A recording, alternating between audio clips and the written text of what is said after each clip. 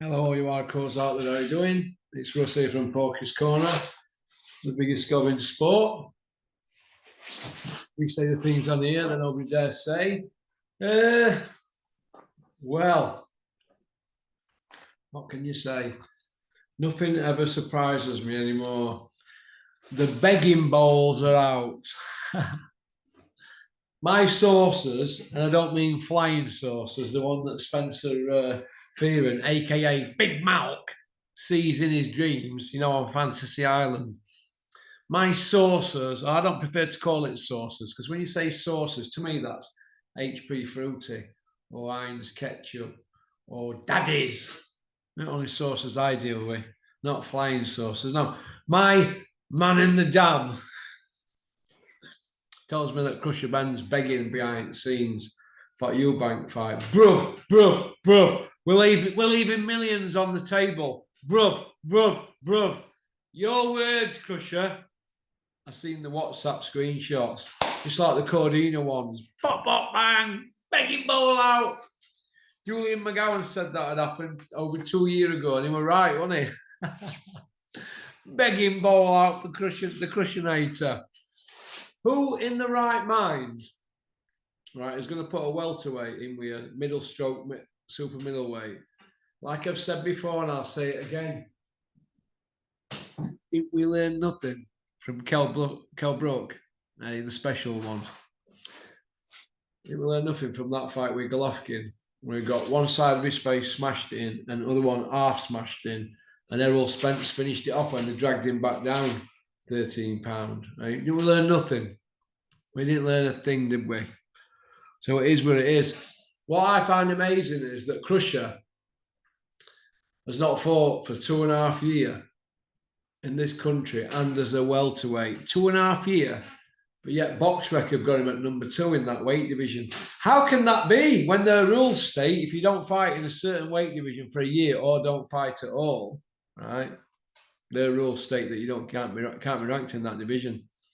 He should be ranked in the super welterweight division because his last fight was that super welterweight. But it is what it is, isn't it? We know what's going on with that lot, don't we? But we know how easy it is to manipulate BoxRec. So should I really go on BoxRec now? No, but it's all right to find the listings, isn't it? But the rankings are absolute baba, absolute pony. So Big John Fury doing evenings with again. Oh my God, who wants to listen to his waffle? 100 on the hard road, 100 on Button Moon. The lives weren't worth living. Well, who are these 100? Who were the guy you fought for £100,000? That's what you told them in Sun newspaper. Wally Downs Jr.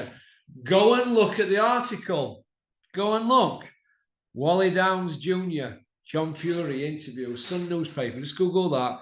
And when he's asked, he says, "For the life of me, I can't remember the man's name." I don't know. These people, they've got funny. They've got short memories, haven't they? A bit like when he did his jail the hard way, eh? Like a Spartan. Never even went to medical centre for a paracetamol. A lot of rubbish. He had to have buddies in his cells. People like, oh, anybody see him? Manchester Evening News, go look. When he got sentenced, he broke down crying in dock. Go and watch my most viewed video. Oh, cutouts and links are there in the video. It's my most viewed video, 140,000 views. Not a lot, but only a small independent channel, aren't we? Go and have a look at that if you want to see what really happened. Whereas me, when I used to get sent down, I used to go like that, swivel. Probably not. Probably why I never got my jam roll or any home leaves and that, innit? Pop, bang. Big fighting man there, John Fury with his security. Why is he need security? A big hard man like him who fights on the hard road. No, seriously, Spencer Brown, who was a shrewd guy, and I've spoke to Spencer in the past when he tried to make the fight between John and Mickey Theo. Big John didn't want it. He didn't want that Mickey Theo smoke. Kept moving goalposts. But the point I want to make is that Spencer's a pretty shrewd guy, pretty shrewd businessman from Goldstar. He's probably got his security guys having to babysit him because they don't want him doing out daft and showing them up. Not while they're plucking that turkey like a Buxton chicken. Pluck, pluck, pluck. That's what I'm going to do when I get hold of you, Gad. Boston Stranglehold. Pluck, pluck, pluck.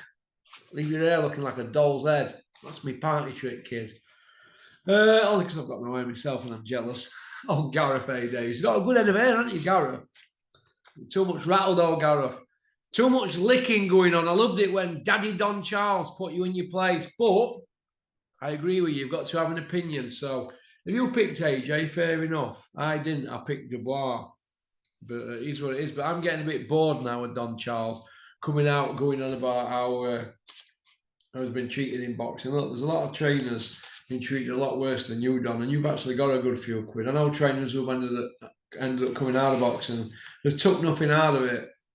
So I applaud trainers, but the most ones I applaud are the ones that stand up to the establishment. But mainly I applaud amateur trainers because they do it for free, like Stu Curry at Barton ABC. They don't take a penny out of the game.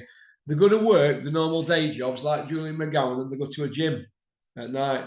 And most of them, it puts a lot of pressure on the marriages if they're married or the relationships with the partner. So they're the trainers that I admire the most. Or them trainers that are there in the morning, 6 a.m., and then they're at it till midnight. You know, your Joe Gallagher types. So it is what it is, isn't it? It is what it is. Eddie Hills and Jake Paul are going to be going at it in the American courts in, I think, is it not next week or Tuesday? Is it? I think week next Tuesday, 16th of October. So I'm expecting Jake Paul to settle out of court, and I expect Eddie Hills to accept that because he'll look at it as free gratis because they don't like rolling the dice in the big courts. But it is what it is. Eddie's rubbed up a lot of people the wrong way, and what he'll be trying to do to get something going here, he'll want to put Jake Paul in a fight. So look, you're going to fight this person here, and you're going to take this person. I'll drop this lawsuit. That's how it works. And that's how the Devin Haney one will work. Although people are saying Eddie Hills and Devin Haney have had a fallout, aren't they? So I believe that when I see it. Haney's suing Garcia. So Garcia will be put in the ring with Haney to make that go away, that lawsuit. That's just how it works. It's just business, isn't it? You know, Eddie's not going to want Haney to go to court, beat Garcia, be awarded millions. Garcia declares them bankrupt and hate Haney then. And there'll be no fight. What's in it for Eddie if he's advising Haney? They want the upper hand, don't they, in negotiations? It is what it is. So it is what it is. But Devin Haney, if they have fell out, Eddie won't be bothered. He's damaged goods now and he's been knocked about. Even though they've took that loss on his record and made it a no contest, he's still being knocked about, hasn't he? Still being knocked about. So it is what it is, isn't it? It is what it is. Don Charles piping up again in yet another interview saying Usyk's a cheat. Don, get over it. Stop trying to take that win off Usyk. If it bothers you that much, start screaming for Usyk fight with Daniel Dubois. He's not going to want to go anywhere near Usyk until he's an old man. You'll take him to the ring kicking and screaming when you see chinks in his armour. Till then, there's no chinks in Usyk's armour. No. If there were, he'd be out of game, wouldn't he? So what do I think about that talk online about Conor McGregor against Chris Eubank Jr.? Well, if it were in cage or in boxing ring, it's a gimmick fight, but what do you expect from Eubank Jr.? So, has Simon Jordan become, Russell? You didn't go to school, mister, don't call me Russell. All right, call me Russ or Porky. Has Simon Jordan now become the PR guy for promoters? I think he has. Although I think he takes criticism badly, Simon. So you're not allowed to criticise him. But I admire him because he's had a go at being a football chairman, didn't he?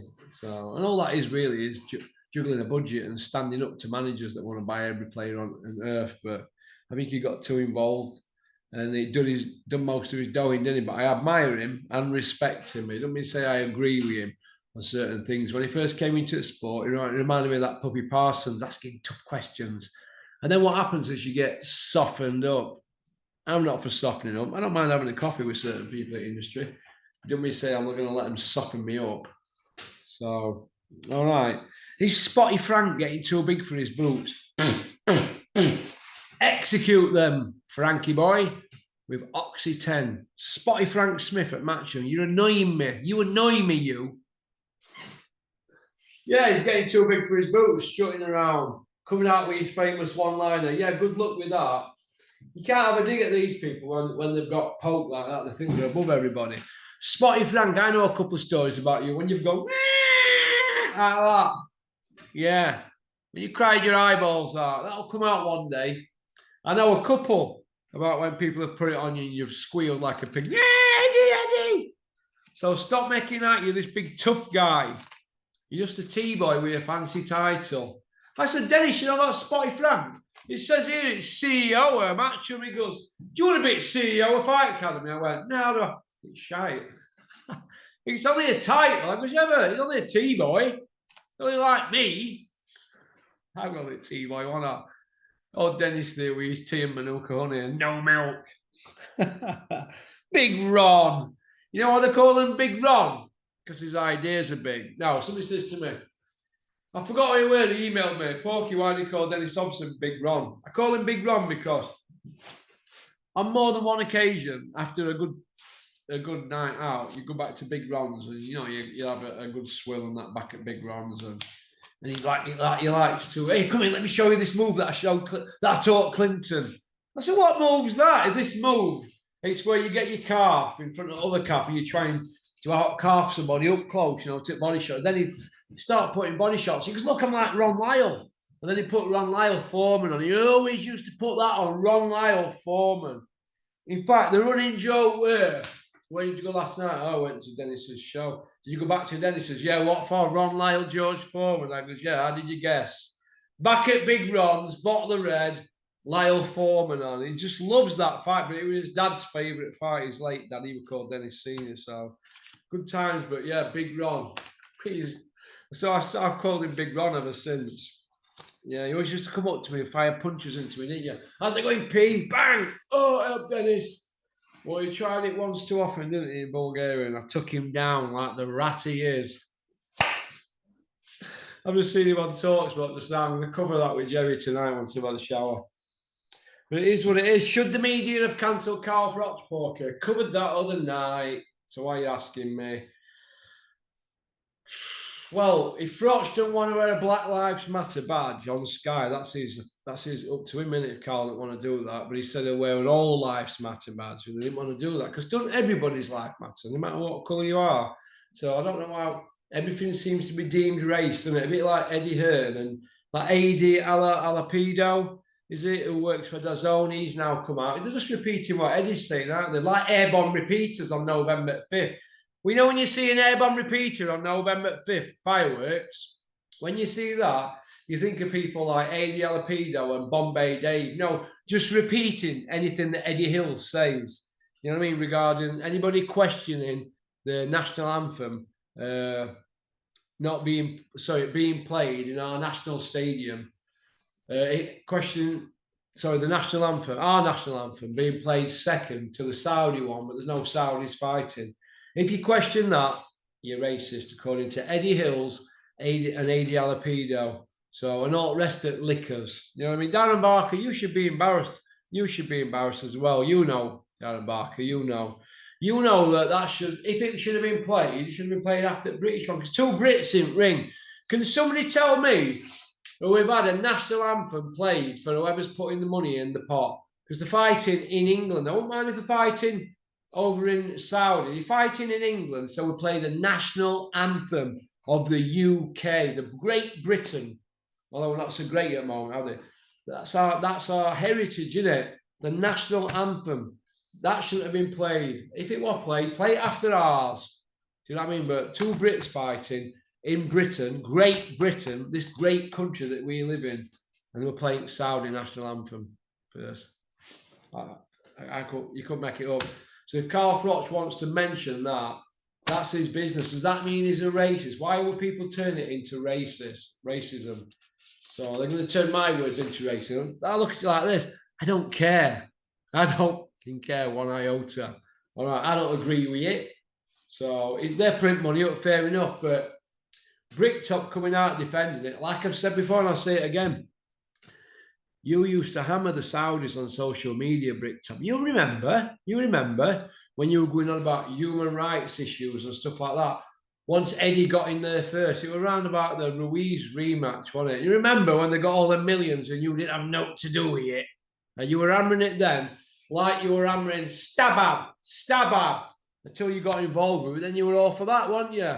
You were having people ask questions in House of Commons and coming on social media and bragging about it, getting MPs to ask questions, and then not long after, you're in bed with Stubble. So it is what it is, and I just like to point these things out. It's hypocritical behaviour, Bricktop, and that's what it is. That's about it. The Benn verdict's supposed to be this week, isn't it? But we've been hearing that for donkeys now, haven't we? Hearing it for donkeys. Hearing it for donkeys. Robert McCracken at the EIS.